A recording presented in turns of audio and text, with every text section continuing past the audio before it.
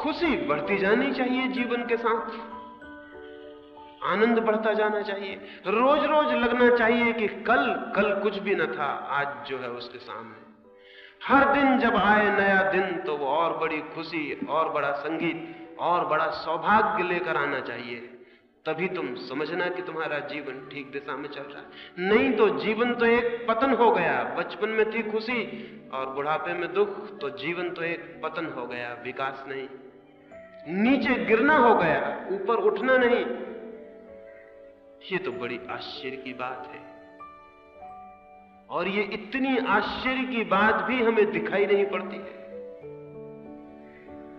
पहली बात, जीवन केवल उनको मिलता है, जीवन के आनंद को केवल वे ही उपलब्ध होते हैं जो जीवन की कला को, आर्ट ऑफ लिविंग को सीख पाते हैं। तो ही सार्थकता मिलती है, और नहीं तो सब व्यर्थ हो जाता है।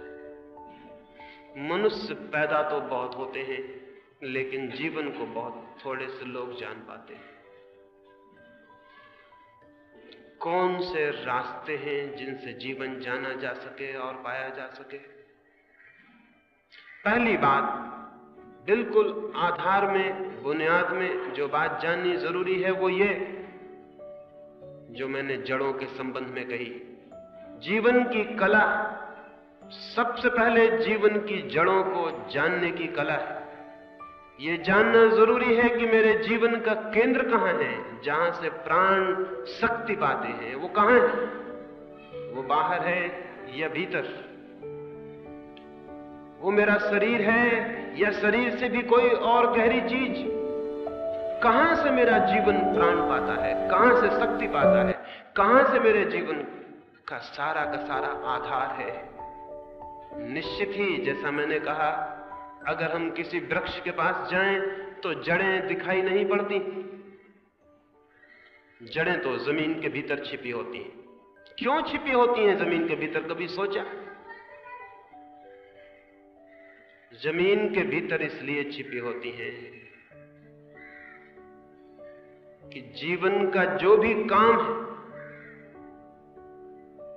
जीवन की जो भी प्रक्रिया है, जीवन की जो भी रहस्यपूर्ण विकास की गति है, वो सब मौन, शांत,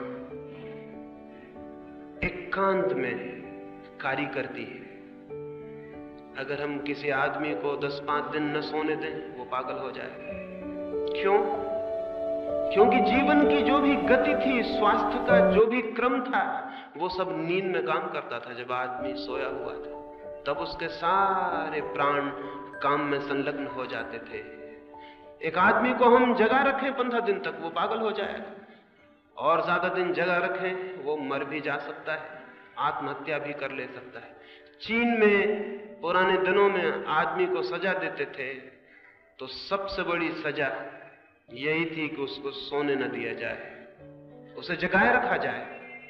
2 सिपाही खड़े रहेंगे 24 घंटे और उसको जगाते रहेंगे, उसको खीलियों से छेदते रहेंगे ताकि वो सो न पाए। और 2-4 दिन के भीतर ही वो इतनी असह्य पीड़ा अनुभव करने लगता था, चिल्लाने लगता था, पागल हो जाता था, सिर दीवालों से फोड़ने लगता था। मौत से भी ज्यादा पीड़ा उसे झेलनी पड़ती थी। क्या हो गई तकलीफ ये हो गई कि जीवन की शक्तियां जो काम करती थी, जिनसे रोज रोज ताकत मिलती थी, जिनसे रोज रोज बल मिलता था, रोज रोज थकान मिट जाती थी, वो काम करना उन्होंने बंद कर दिया। क्योंकि उनके काम करने के लिए जरूरी था कि सब मौन हो जाए, शांत हो जाए, चुप हो जाए, सब सो जाए। उस अंधेरे में, उस मौन में, उस साइलेंस में वे शक्तियां अपना काम करती हैं। बच्चा मां के पेट में बड़ा होता है, दिखाई नहीं पड़ता, अदृश्य। जड़ें जमीन के भीतर छिपी होती हैं, दिखाई नहीं पड़ती हैं और काम करती रहती हैं। हमारे शरीर में 24 घंटे जीवन काम कर रहा है, हमें पता भी नहीं चलता। खून बह रहा है, हड्डियां बन रही हैं, मांस बन रहा है। तुमने खाना खा लिया है, वो अंधेरे में जाके पच रहा है, खून बन रहा है, मांस बन रहा है। सारा जीवन अंधेरे में मौन काम कर रहा है। एक एक आदमी के शरीर के भीतर इतनी बड़ी फैक्ट्री काम कर रही है कि अगर वो शोरगुल करे तो दुनिया में जीना मुश्किल हो जाए। अब तक आदमी कोई फैक्ट्री नहीं बना सका जिसमें रोटी से खून बन सके, जिसमें हम रोटी डालें और खून तैयार हो जाए, जिसमें हम घास डालें और दूध बन जाए, जिसमें हम कुछ चीजें डाल दें और हड्डियां तैयार हो जाएं। अब तक हम तैयार नहीं कर पाए।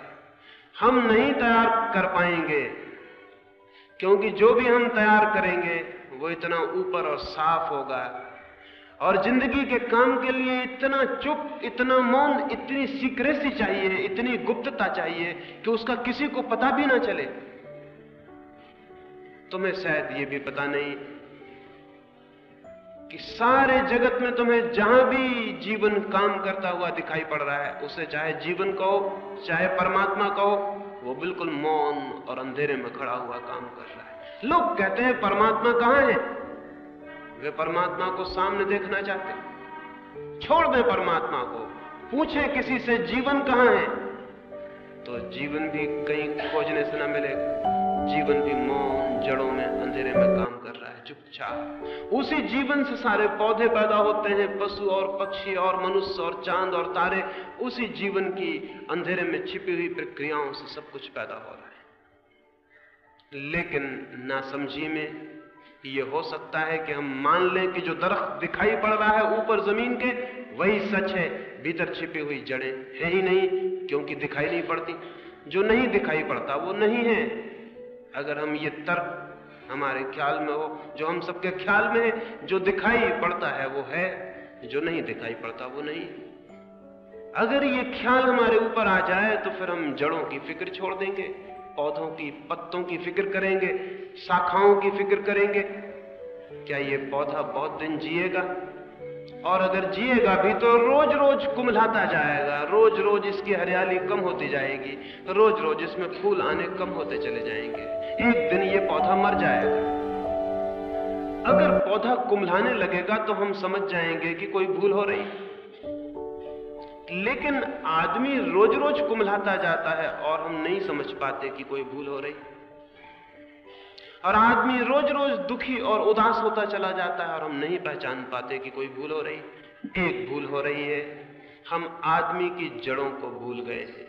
हम आदमी के भीतर जो अदृश्य जीवन की शक्तियां हैं उनका हमें कोई स्मरण नहीं, उनका हमें विस्मरण हो गया है, उनकी हमें कोई याद नहीं। जीवन की कला में जीवन की जड़ों को खोजना पहली बात है।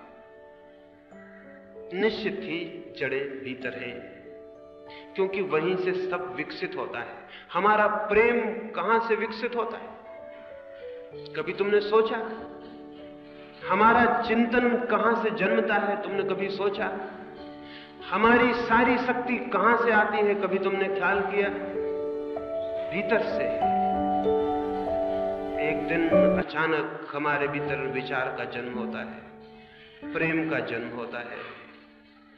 हमारे भीतर से कुछ उठता है और बाहर की तरफ फैलता चला जाता है। जीवन भीतर से बाहर की तरफ है, लेकिन हमारी सारी शिक्षा, हमारा सारा समाज, हमारी सारी संस्कृति बाहर से भीतर की तरफ है।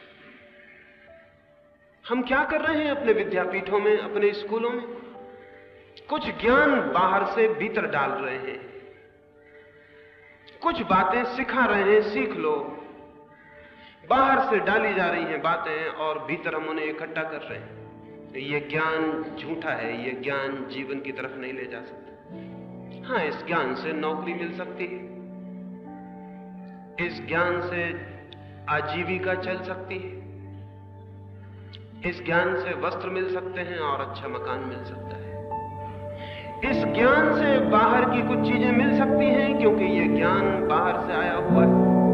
लेकिन इस ज्ञान से भीतर की जड़ें नहीं मिल सकती, मनुष्य की आत्मा नहीं मिल सकती, क्योंकि उसे जानने के लिए उस ज्ञान का भी जन्म होना चाहिए जो भीतर से आता है।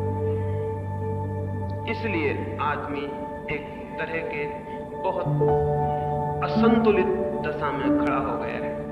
उसका जड़ों से संबंध टूट गया है, वो अपनी ही रूट से टूटा हुआ है, अपनी ही जड़ों से उसका कोई वास्ता नहीं। क्या करे? कैसे हम अपनी जड़ों को खोज पाएं। और अपनी जड़ों को खोज लेना ही आत्मा को खोज लेना है।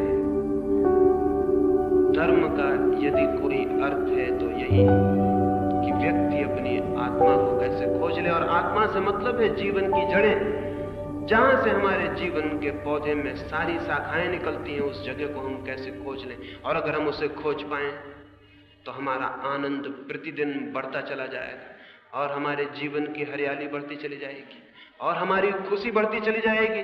मृत्यु के क्षण में जाकर हम परिपूर्ण जीवन तक पहुंच जाने चाहिए। मरते वक्त आदमी उतना आनंदित होना चाहिए जितना कभी